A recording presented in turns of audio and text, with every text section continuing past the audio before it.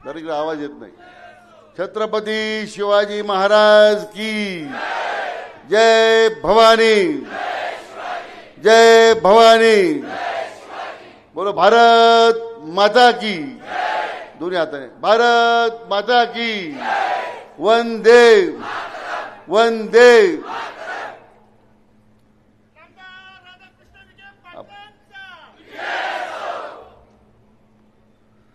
आपल्या सर्वांचं आराध्य दैवत छत्रपती शिवाजी महाराजांच्या पवित्र स्मृतीला मी अभिवादन करतो. पुण्यश्लोक अहिल्यादेवींच्या स्मृतीला या निमित्तानं वंदन करतो. क्रांतीज्योती सावित्रीबाई फुले यांच्या स्मृतीला आम्ही आपल्या सर्वांच्या वतीने वंदन करतो. भारतीय राज्यघटनेचे शिल्पकार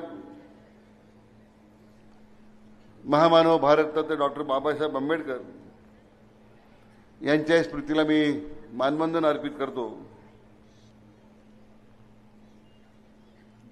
लोकशाहीर अण्णाभाऊ साठे, छत्रपती शाहू महाराज, महात्मा ज्योतिबा फुले ज्या ज्या विभूतींनी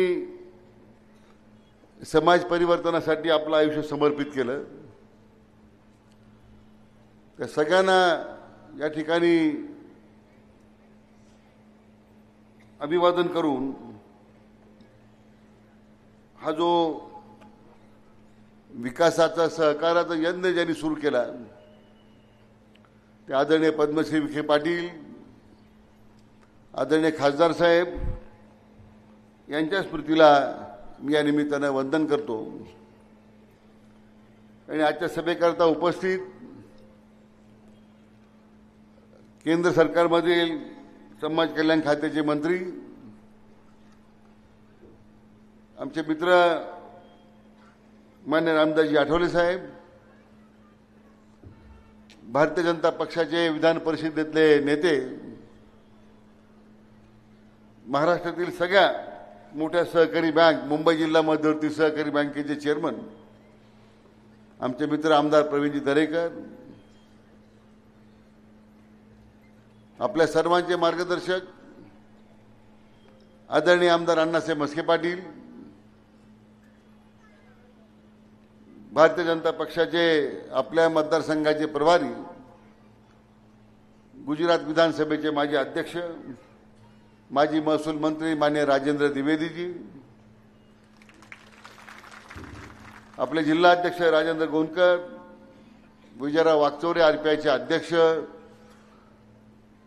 श्रीकांतजी भालेराव, सर्व आपल्या महायुतीचे पदाधिकारी आणि जमलेले सर्व माझे माता भगिनी, उपस्थित बंधू आणि तरुण मित्रांनो,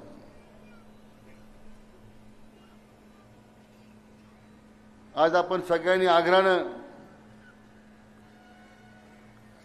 मान्य रामदासजी आठवले साहेबांना आपण बोलावलं. कालच माझी त्यांच्यावर फोनवर चर्चा झाली, पण आपल्याबरोबर असणारे त्यांचे ऋणानुबंध ते तात्काळ येण्याचा होकार दिला आणि आज आपल्यामध्ये या ठिकाणी उपस्थित झालेत. मी त्यांचं आपल्या सर्वांच्या वतीने मनपूर्वक स्वागत करतो, त्यांना धन्यवाद देतो.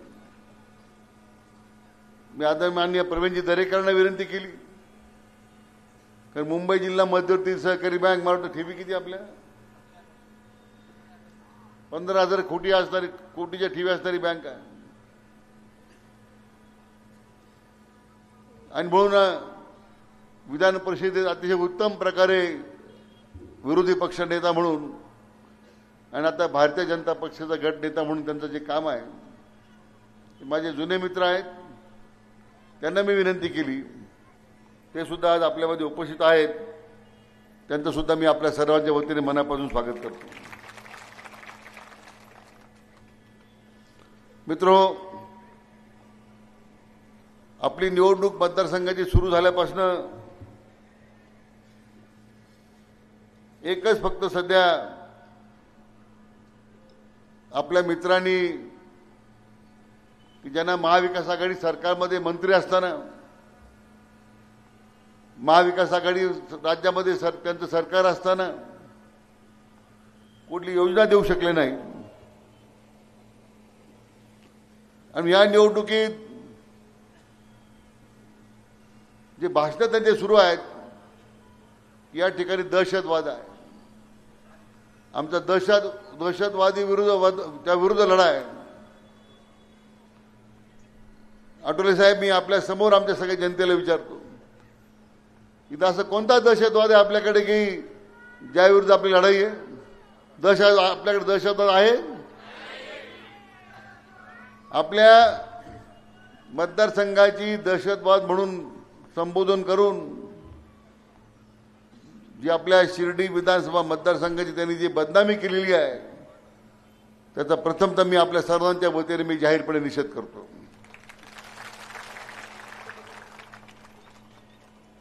गेले 15 दिवस फक्त निंदा नाराजगी, व्यक्तिद्वेष, खोट्या प्रचारात खोटा प्रचार,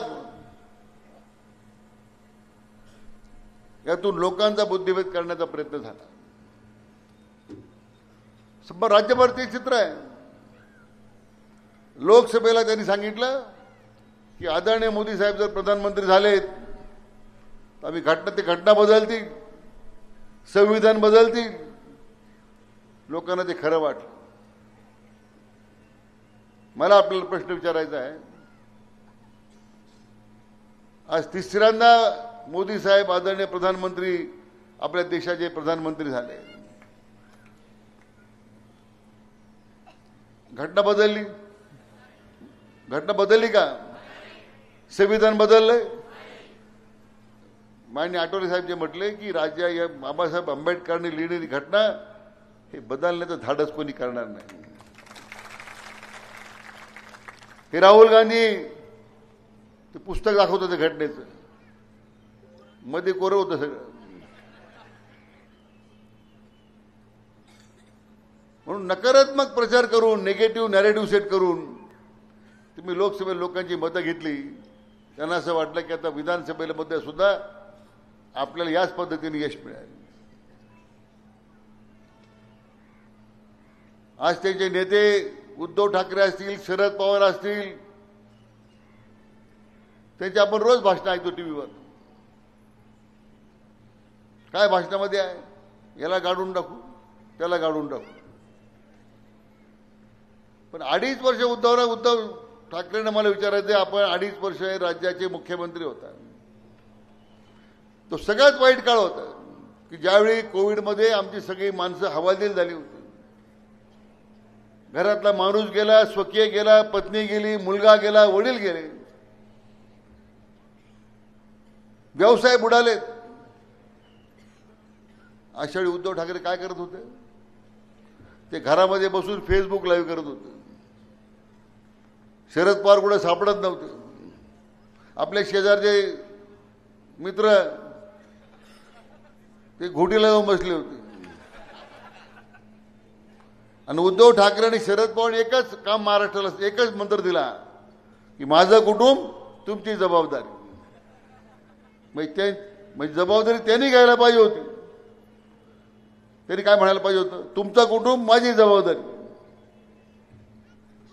एक तरी योजना या 2.5 वर्षाच्या काळामध्ये महाविकास आघाडी सरकारच्या लोकांनी आपल्याला दिली, उद्धव ठाकरेंनी दिली, शरद पवारांनी दिली. मला हात वर करून सांगा बरं. मला आश्चर्य वाटतं, ज्यावेळी आम्ही 1500 रुपये या लाडक्या बहिणीला द्यायचा निर्णय केला, हे कोर्टात गेले. पण आमच्या बहिणींचा आशीर्वाद एवढा भक्कम आहे, यांना कोर्टामध्ये त्याची दाळ शिजली नाही, हे मला आपल्याला सांगितलं पाहिजे. पण माझा मुद्दा वेगळा आहे. तुम्ही कोर्टात जर गेला लाडक्या बहिणीचे पैसे बंद करायला, 2.5 वर्ष उद्धव साहेब तुमचं सरकार होतं, पवार साहेब तुमचं सरकार राज्यामध्ये होतं. काय नाही आमचे लाडक्या बहिणी आठवले तुम्हाला? काय नाही आमचा शेतकरी आठवलं तुम्हाला?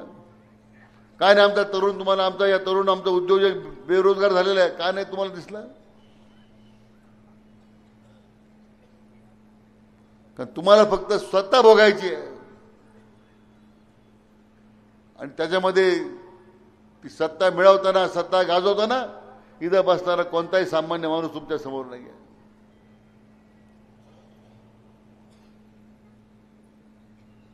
आमचं सरकार सत्तेवर आल्यानंतर अनेक निर्णय झाले, पण मला तुम्हाला सांगायचं आहे, आठवले साहेब, मला यांना प्रश्न विचारायचा आहे की ज्या समर्पित भावनेनं या देशाचे प्रधानमंत्री काम करतात, आदरणीय मोदी साहेब, त्यांनी या देशाची गरज ओळखली. कोविडमध्ये जनता हवालदिल झाली, लोकांना उपासमार आहे, खायचे वांदे आहेत. देशातील 80% लोकांना मोफत धान्य देण्याचा निर्णय आदरणीय मोदी साहेबांनी घेतला. ठीक आहे, लोकसभेमध्ये लोकांनी खोट्या प्रचाराला बळी पडले, पण 80% लोकांना मोफत धान्याची योजना बंद आहे का चालू आहे? मोठे सांगा ना. केंद्रीय मंत्र्यांना कळलं पाहिजे, आपली योजना आहे. आमच्या युती सरकारनं आनंदाचा शिधा योजना सुरू केली, चालू का बंद आहे? मग ह्या सगळ्या योजना जर आपण दिलेल्या आहेत, तर मग 2.5 वर्षामध्ये या लोकांनी काय दिलं आपल्याला? मागच्या एखादी योजना मला सांगा. तरी तुम्हाला वाटत असेल आम्ही महाविकास आघाडी सरकारला मतदान करणार आहोत, असं किती लोकांना वाटतं? हातवर करा बरं.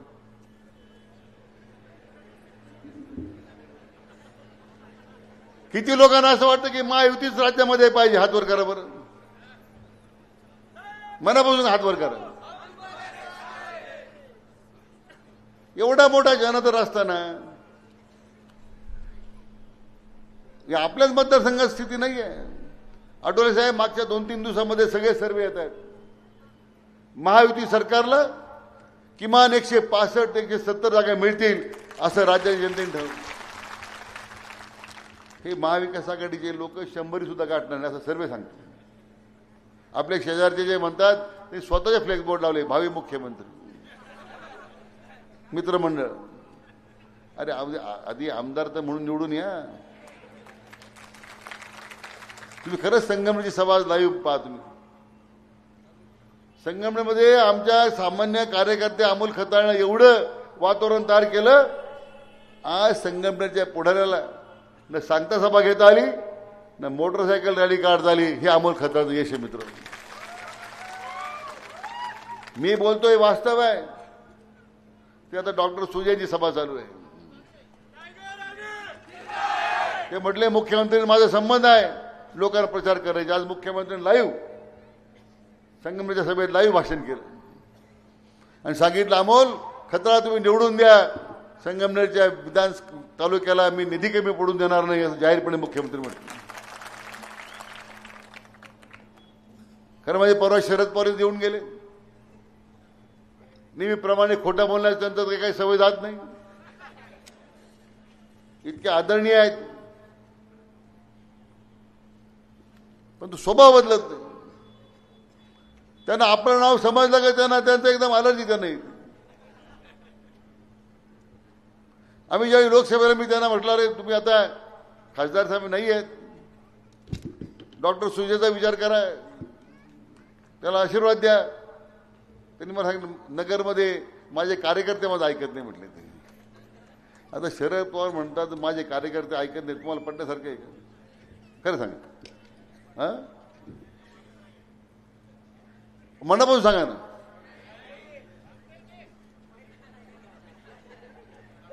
त्याने निळवंड्याचा प्रश्न काढला. निळवंड्याचे जनक बाळासाहेब थोरात म्हटले. हे माझ्याकडे कागद आहे. ह्याच शरद पवारांनी राज्याचे 4दा मुख्यमंत्री झाले आणि या निळवंड्याचं 4दा भूमिपूजन केलं. पहिलं भूमिपूजन आमदार साहेब 15 मे 1978 रोजी राहुरी तालुक्यात कानडगाव येथे उजव्या कालव्याचं भूमिपूजन केलं. धरणाच्या भिंतीचं काम सुरू नव्हतं, बरोबर ना. त्यांना बहुतेक स्वप्न पडलं असेल की धरण झालेलं आहे, आता कालव्याचं भूमिपूजन केलं पाहिजे.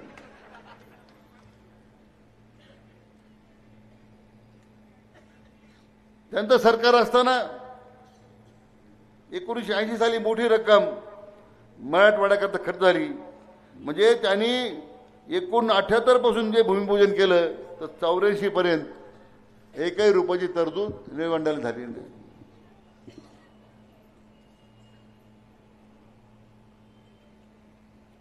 '85 साली पुन्हा त्यांनी भूमिपूजन केलं. 89 साली ते विरोधी पक्ष नेते होते. ते म्हटले मी सत्तेवर आल्यावर निळवंडे धरणासाठी तात्काळ तरतूद करू. पुन्हा त्यांनी 90 साली मुख्यमंत्री झालेत. पुन्हा 28 मे 1992 रोजी पुन्हा भूमिपूजन केलं. म्हणजे फक्त जिल्ह्यात तहानलेला ठेवलाय. गोदावरी कालव्याचा माझे आरोप केले की मी पाणी कमी केलं गोदावरीचं. हे मुकणी मालदेवी हे जे वरचे धरणं झाल्यानंतर हे सगळं धरणातलं पाणी कुठं झालं त्यांनी? हे सगळं एक्सप्रेस कालव्याने वैजापूर गंगापूरला गेलं. आपले पाहुणे आहेत तिकडे का नाही आहे? मग ह्या सगळ्या धरणाचं पाणी त्यांनी त्यांच्या काळामध्ये एक्सप्रेस कालव्याने ज्यावेळी वैजापूरला दिलं, गंगापूरला दिलं, मग आपल्या आपाप गोदावरीचं पाणी कमी झालं का नाही? 20 वर्ष तुम्ही मुख्यमंत्री होता, 4दा मुख्यमंत्री झालात. प्रत्येक वेळी माननीय पिचड साहेब तुमच्या मंत्रिमंडळामध्ये होते. तुम्ही ठरवलं असतं तर मग अकोल्यापासून कालव्याचं काम झालं नसतं का? पण लोक फक्त तहानले ठेवायचे. विखे पाटलांच्या खासदार साहेबांच्या विरुद्ध एक वातावरण तयार करायचं. शेवटी मला देवेंद्रजी फडणवीस साहेबांचं मनापासून अभिनंदन करायचं मित्र हो, की त्यांच्या मुख्यमंत्री पदाच्या काळामध्ये आपण पुढाकार घेतला. पिचड साहेबांना घेऊन आलो. जे काम पवार साहेबांना आणि थोरातांना 25 वर्ष जमलं नाही ते आपण 2 वर्षात करून दाखवलं आणि निळवंडे कालामध्ये पाणी आणलं. आम्ही जेव्हा धरणाच्या भिंतीवर गेलो, आदरणीय मोदी साहेब उद्घाटनाला आले. मी होतो, माननीय मुख्यमंत्री होते, माननीय देवेंद्रजी होते. प्रधानमंत्री आम्हाला विचारत होते की 40 साल आपको एक धरण एक काम करने में 40 साल लगते हैं. इतके त्याने अतिशय व्यथित झाले होते. ते काय कोणी बोलत नव्हतं. मैंने साहब आपकी क्षमा मांग के बोलता हूं, ये सब पवार साहब की देन है.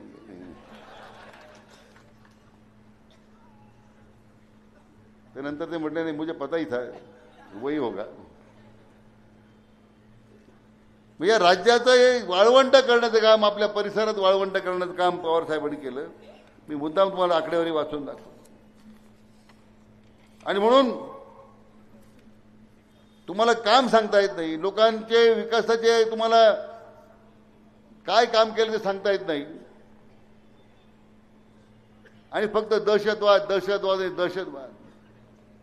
आपल्या एवढे आता प्रवरा शिक्षण संस्थेतले मुलं बाहेर पडले, वेगवेगळ्या संस्थेतून बाहेर पडले. तुम्ही बसताना सगळे बहुतेक त्या ठिकाणी शिकलेत, बरोबर ना? तुम्ही प्रवरा शिकला, कुठे शिकलात? तुम्ही दहशतवादी झालात. तुम्ही प्रवरे शिकला, तुम्ही दहशतवादी झालात का? तुम्हाला दहशतवादी म्हणणाऱ्या लोकांचे तुम्ही काय करणार आहात? या सगळ्यात आपल्याला दहशतवादी म्हणणाऱ्या लोकांना 20 तारखेला कायमस्वरूपी हद्दपार करायचा आहे. हा तुम्हाला निर्णय करायचा आहे. आज आपल्या प्रवरा समूहामध्ये वेगवेगळ्या संस्थेतून वेगळ्या योजनेतून आज लाखो लोकांना त्याचा फायदा झाला. एक तरी मी म्हटलं, सुरुवातीला म्हणजे एक उदाहरण सांगा. प्रवरा मेडिकल ट्रस्टला आपले इतके लोक आरोग्याची सेवा घेत आहेत. किती लोकांना मोफत सेवा मिळते का नाही? मग प्रवरा मेडिकल ट्रस्ट लोकांना आरोग्य सुविधा जर मोफत देत असेल ते काय दहशतवादी आहेत? आपला काय करणार? सगळ्यात जास्त वस्तूला भाव देतो दहशतवादी आहे? अरे तुम्ही दहशतवादी आहात का? तुम्हाला उसाला भाव मिळतो?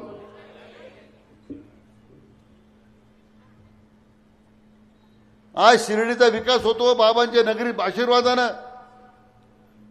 आज 500 एकरामध्ये MIDC आली, अपर जिल्हाधिकारी कार्यालय आलं. बाबांच्या जीवनपटावर 100 कोटीचा त्या ठिकाणी थीम पार्क उभा राहतोय.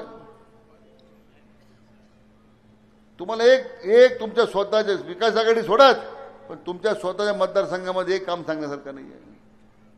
त्यांचं एकच काम फक्त काय, कोणी गेलं तर फक्त हसायचं.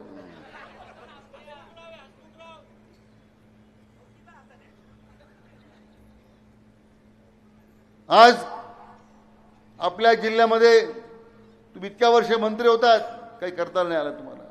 तुमच्या महाविकास आघाडी सरकारला सुचलं नाही. आपण पुण्यश्लोक अहिल्यादेवींचं सगळ्यात मोठं स्मारक आपण नगरला उभं करतोय. आपण स्टॅच्यू ऑफ वुमन एम्पॉवरमेंट, महिलांच्या सबलीकरणाचं प्रतीक 100 फुटाचा पुतळा अहिल्याबाईंच्या नगरमध्ये आपण उभा करतो. 400 कोटीचं भव्य असं स्मारक आणि त्याच्यावर आधारित सृष्टी अहिल्याबाईंच्या जीवनपटाची आपण तयार करतो. का नाही तुम्हाला सुचलं आतापर्यंत? आता हे स्मारक उभा करून लोक दहशतवादी होणार आहेत का? आज ज्ञानेश्वरी जिथे लिहिली गेली नेवाशाला, पैस खांबाला टेकून माऊलींनी ज्ञानेश्वरी लिहिली. किती लोकांना माहिती आहे? माहिती तुम्हाला? हात वर करा. किती लोकांना माहिती आहे? बळच हात करू नका तुम्ही. नवीन पिढीला माहितच नाहीये. आपण आज महाराष्ट्रातील 30,000 खेड्यांमध्ये ज्ञानेश्वरी पाहायला नव्हतं. 30,000 खेड्यांमध्ये. म्हणजे पसायदानातून ज्यांनी आपल्याला शांततेचा संदेश दिला. आज मी त्या नेवाशाला गेलो, त्या मंदिरामध्ये इतकी त्याची वाईट अवस्था होती. आपण निर्णय केला, देशातलं सर्वात उत्कृष्ट ज्ञानेश्वर सृष्टी 850 कोटी रुपये खर्च करून आपण त्या ठिकाणी कामाला सुरुवात करतो. ध्यानपीठ आहे, ज्ञानपीठ आहे आणि ज्ञानेश्वर महाराजांच्या जीवनपटावर पूर्ण ज्ञानेश्वर सृष्टी आहे. प्रवरेवरचा घाट आहे. का नाही आमच्या ह्या लोकांना आतापर्यंत सुचलं? कारण तुम्हाला विकासात्मक कामं करायचीच नाही आहे.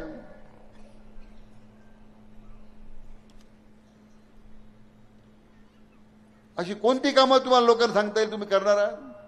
आज मी महसूल मंत्री, आपण 7 वर्ष होता, मी 2च वर्ष आहे. 7 वर्षात 1 एकर जमीन जिल्ह्याच्या औद्योगिक प्रगतीला आपल्याला देता आली नाही. महाविकास आघाडी सरकारला देता आली नाही. आपण शिर्डीला 500 एकर दिली, नगरला 600 एकर दिली आणि श्रीगोंदा तालुक्यात बेलवंडीला 600 एकर दिली. 1700 एकर जमीन आपण एका वर्षात दिल्या. पण या जिल्ह्यातले जे मुलं आहेत, उद्या रोजगाराकरता त्यांनी कुठं जायचं? परवा त्यांनी एका ठिकाणी भाषण केलं, आमच्या 30,000 लोकांना रोजगार आहे. किती खोटं बोलावं? कारण त्यांच्या तालुक्यामध्ये फक्त लोकांना 2च नोकऱ्या आहेत. एक दूध संघामध्ये कॅन धुवायला जा, नाही तर घोटीला फरशी पुसायला जा. 2च नोकऱ्या. त्याला कळणार नाही लोकांच्या भावना काय आहेत. आज आपल्या शिर्डी MIDC मध्ये आपल्या कोलारचा मुलगा गणेश निबे आज 1,000 कोटी रुपयाचा संरक्षण उत्पादन करणारा कारखाना टाकतो. तो आपल्या प्रवरेचा आहे. मोठी गुंतवणूक येते. आदरणीय मोदी साहेबांनी गेल्या महिन्यात शिर्डी विमानतळाचं भूमिपूजन केलं, नव्या इमारतीचं. त्यातून जवळजवळ 40-50 विमानं वाढला त्या ठिकाणी वाढणार आहेत. तिथे 4-5 हजार लोकांना रोजगार मिळेल. शिर्डी MIDC मध्ये 3-4 हजार लोकांना रोजगार मिळेल. मग हे सगळं आपण का करतो? दहशतवाद निर्माण होण्यासाठी करतो. मित्रो, तुम्हाला असं वाटलं की लोकसभेमध्ये खोटा प्रचार करून आपल्याला मतं मिळतील, परंतु आता आपली जनता शून्य आहे. आपलं हित कसं ते माहीत आहे. आपल्या संस्थेबद्दल तुम्ही बोलता, मला आपल्या पण कधी बोलणार नव्हतं. आज आपल्या प्रवरा सहकारी बँक एका वर्षात आपल्या 200 कोटी रुपये ठेवी वाढल्या आणि त्यांच्या अमृतवाहिनी बँकेच्या एका वर्षात 100 कोटी ठेवी कमी झाल्या. आज पतसंस्थेचे लोक ते लाईन लावून बसले ठेवी मागण्यासाठी. कारण तुम्ही संस्था फक्त तुम्हाला विचारलं तुम्ही काय प्रगती केली, आमच्याकडे काय प्रगती झाली? साखर कारखाना, दूध संघ, संपलं. एक सामाजिक विकास, समाजाच्या करता विकास करण्याची जी तुमची भूमिका असायला पाहिजे, सर्वांगीण विकास करण्याची भूमिका असायला पाहिजे, लोकांच्या जीवनामध्ये परिवर्तन करण्यासारखं परिवर्तन करता आलं पाहिजे, रोजगाराच्या नवीन संधी निर्माण करता आल्या पाहिजे. यासाठी तुमचं योगदान काय? मी आज काय राज्याच्या राजकारणात बोलणार नाही फार, पण संगमनेर कारखान्याचे संस्थापक कोण होतं माहिती तुम्हाला? आमच्या बहिणीला विचारतो, काय माहिती आहे?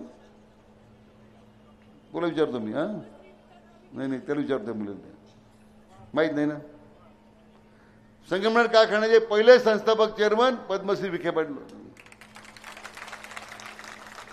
दत्ता देशमुख, खताळ पाटील, दुर्वे नाना, भाऊसाहेब धुमाळ. पहिल्या बोर्डामध्ये वंदेने भाऊसाहेब थोरात सुद्धा नव्हते. पद्मश्री नंतर त्यांना हाताला म्हणून, भाऊसाहेब हा कारखाना सांभाळा तुम्ही, आता तू कारखाना सांभाळा. त्यावेळी भाऊसाहेब धुमाळ व्हाईस चेअरमन होते. ते कधी शुद्धीवर नसायचे. मग त्यांच्या ताब्यात कारखाना देण्यापेक्षा भाऊसाहेबांना बोलवून हा तू कारखाना सांभाळ हे पद्मश्रीने सांगितलं. कारण संगमनेर कारखान्याला परवानगी मिळत नव्हती.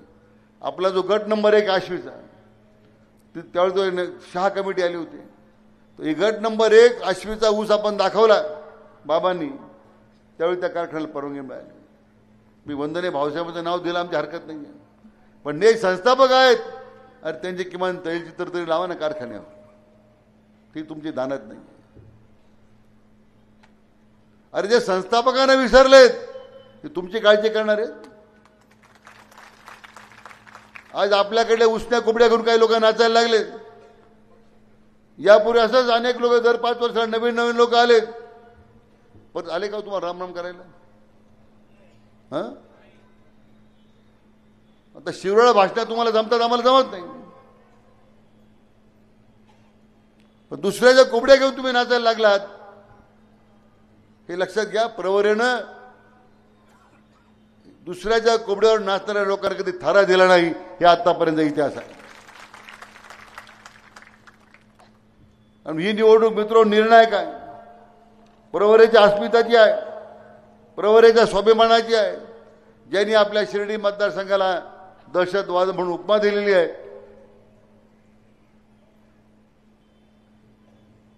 त्यांचा कायमस्वरूपी त्यांना हद्दपार करण्याची आहे. आमच्या सरकारनं तर मगाशी सांगितलं की आपल्या शेतकरी बांधवांकरता आपल्या सरकारने, महायुती सरकारनं 1 रुपयात पीक विमा योजनेचा पण निर्णय केला. तुमचा विश्वास होता का? रुपयात विमा मिळेल तुम्हाला वाटलं कधी? वाटलं तुम्हाला? तुम्हाला जेव्हा फोन वाजले ना तेव्हा समजलं माल आलाय म्हणे आपल्या खात्यामध्ये. साहेब, आमच्या एकट्या शिर्डी विधानसभा मतदारसंघामध्ये प्रधानमंत्री पीक विम्याच्या योजनेमध्ये एका तालुक्याला आमच्या 57,775 शेतकऱ्यांच्या खात्यामध्ये 139 कोटी 8 लाख रुपये जमा झाले. मी काय शेवटी हा मुद्दा घेतला की महाविकास आघाडी सरकारचे लोक विकासाच्या गप्पा मारतात, त्यांना तुम्हाला समजलं पाहिजे त्यांच्या काळात एक तरी पैसा आला विम्याचा. अरे हो का नाही म्हणा ना, मी काय काढून घेणार नाही, पण सांगा ना तुम्ही. दुधाचं अनुदान 16,407 शेतकऱ्यांच्या खात्यामध्ये 11 कोटी 17 लाख रुपये जमा झाले. तुमच्या खात्यामध्ये आले पैसे. कापूस सोयाबीन अनुदान, ज्याच्याकडे कापूस आहे नाही सोयाबीन नाही, अनुदान आलं का नाही? असं कधी पाहिलं तुम्ही पूर्वी? महाविकास आघाडीने कधी दिलं आपल्याला काही? 45,179 शेतकऱ्यांच्या खात्यामध्ये 13 कोटी 24 लाख रुपये जमा झाले आपल्या तालुक्यामध्ये, आपल्या मतदारसंघामध्ये. आमच्या लाडक्या बहिणी 1,06,828 आमच्या बहिणींच्या खात्यामध्ये 80 कोटी 11 लाख रुपये जमा झाले तुमच्या खात्यामध्ये. आले की नाही पैसे तुमच्या खात्यात? अरे हो नाही, आम्ही काढून घेणार नाही, तुम्ही सांगा आले का नाही म्हणून. आणि पैसे तुमचे आहेत, अजिबात ह्या बाजूला द्यायचे नाही. देणार का तुम्ही? घाबरू नका. देणार की नाही देणार? आवाज नाही घालता. आणि आता आम्ही 1 डिसेंबरपासनं आमच्या लाडक्या बहिणीची रक्कम 2100 रुपये करतो आम्ही आता. आणि आम्ही 2100 पर्यंत थांबणार नाही. स्वतः माननीय मुख्यमंत्री सांगितलं, माननीय देवेंद्रजी म्हटले इतक्या भरभरून मताने सरकार येणार आहे, आमच्या लाडक्या बहिणीची आम्ही निराशा करणार नाही, हे आपल्या सरकारने सांगितलेलं आहे. वीज बिल 100% माफ झालं. आले का नाही झिरो बिल? काही लोक 2 लाख 3 लाख, काही नाही कनेक्शन घेतल्यापासून भरले नव्हते, सगळे माफ झाले. आज एकच काम राहिलंय, ते आमचं सरकार, आपलं सरकार ज्यावेळी शपथ घेईल नंतर लगेच एकच मुद्दा राहिलेला आहे, तो म्हणजे आमच्या शेतकऱ्यांच्या कर्जमाफीचा, तो आपण निर्णय करणार आहोत. पण मित्रो, एक तरी असं दोन आपण युती सरकारचे एक मी तुम्हाला उदाहरण सांगितले. महाविकास त्यांच्या आघाडी सरकारचं एक उदाहरण सांगा. त्यांच्याकडे सांगण्यासारखं काही नाही आहे, फक्त शिवायच्या लाखोल्या व्हायचं, आचरट विचरट बोलायचं, लोकांचं मनोरंजन होईल थोड्या वेळ, पण आपल्या प्रपंचाची जुळदान करू नका. आपल्या प्रपंचाची खेळवाड करणाऱ्या लोकांना कायमस्वरूपी घरी बसवा, कारण हे स्वतःच्या आकलीने काम करत नाही. यांना अक्कल दुसऱ्याची आहे, यांना कुबड्या तिसऱ्याच्या आहेत, यांची भाषा चौथ्याची आहे. कर्तृत्व शून्य लोक ज्यावेळी पुढे येऊन भाषण करतात, मनाला वेदना होतात. कारण निवडणुका विकासाच्या अजेंड्यावर लढल्या गेल्या पाहिजे. तुम्ही काय काम केलं केलं नाही त्याच्यावर लढल्या गेल्या पाहिजे. पण व्यक्तिगत पातळीवर येऊन या निवडणुका लढवल्या जातात, याचा अति शल्य आणि मनाला दुःख आहे. पण तुम्ही या प्रवरेच्या शिलेदारांनी, प्रवरेच्या मावळ्यांनी अनेक वेळा आपले हल्ले झालेत, तरी आपण मला 7 वेळा विधानसभेत पाठवलं.